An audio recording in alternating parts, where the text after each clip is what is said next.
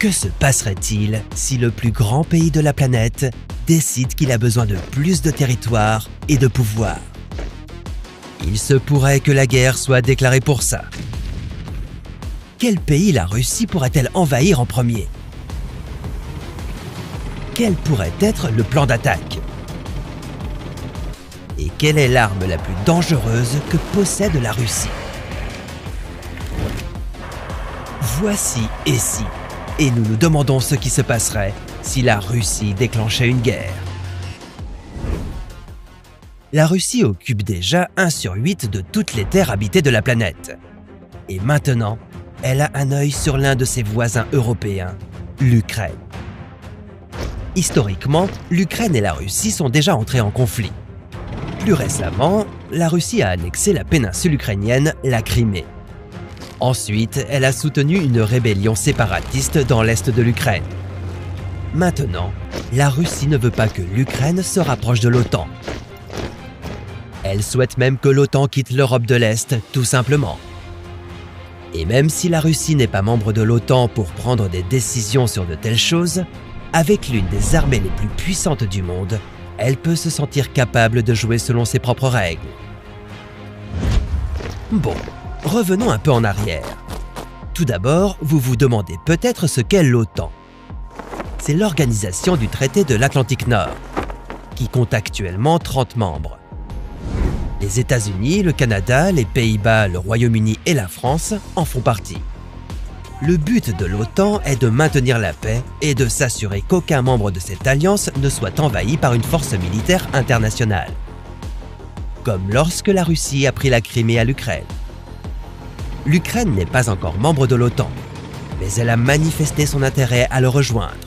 Et cela ne convient pas bien au président russe Vladimir Poutine. Poutine est déjà un peu effrayé par le fait que l'OTAN entraîne les troupes ukrainiennes et par le fait que certains membres les fournissent en armes.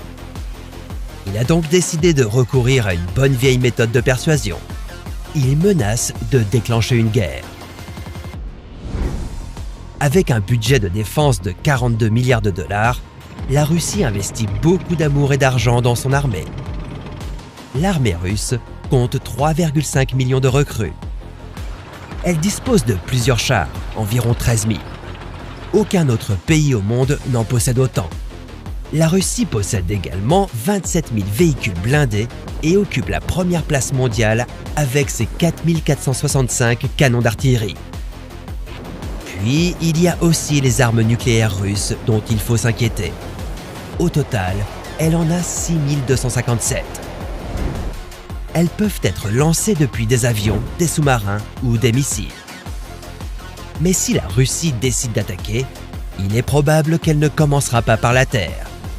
La première frappe viendrait probablement de l'air. Cela pourrait détruire des centrales électriques et des ponts, anéantir des lignes ferroviaires et ruiner l'économie de tout pays attaqué.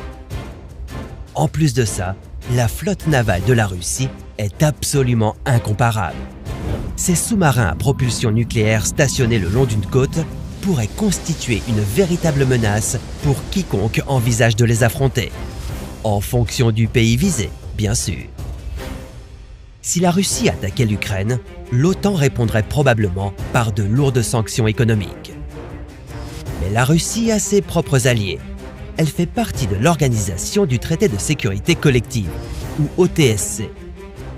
Il s'agit d'un groupe de 6 anciens États soviétiques dans une alliance comme l'OTAN. Elle a également Cuba dans son camp. Et si les choses devenaient vraiment tendues, Cuba serait une base essentielle pour les troupes russes cherchant à faire des dégâts sur le sol américain. C'est plutôt effrayant d'avoir 100 000 soldats russes sur le seuil de votre porte. Mais il ne s'agirait probablement pas d'une guerre visant à anéantir un pays. Il y a de fortes chances que la Russie ait quelque chose à gagner de cela. Il peut s'agir de ressources naturelles ou d'influence politique. Quoi qu'il en soit, le plan ne serait pas d'anéantir toutes les cibles sur son chemin. Seulement de faire assez de dégâts pour se faire entendre. Dans le cas de l'Ukraine, cela pourrait bloquer l'économie ukrainienne. Mais elle pourrait le faire avec un minimum de forces nécessaires sur le terrain. La guerre ne se mène pas non plus de la même manière qu'il y a 10 ans. elle est beaucoup plus discrète. Une cyberattaque, ça vous dit quelque chose?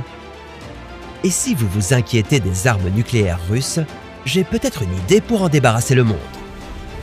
Que diriez-vous d'atomiser un volcan au nom de la science? Allez-y, vous verrez ce qui se passera. Mais c'est une histoire pour un autre. Et si